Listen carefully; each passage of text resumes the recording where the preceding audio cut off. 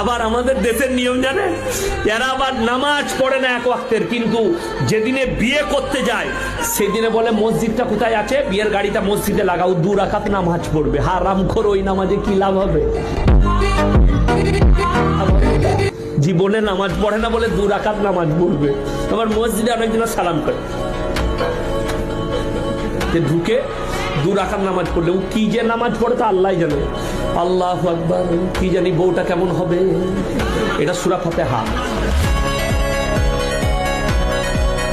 আল্লাহ কি জানি কি রান্না করেছে, বিরিয়ানি করেছে না দেশি মুরগি করেছে।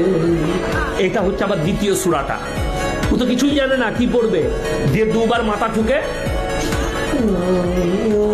সালামও জানেন, চলে এলো।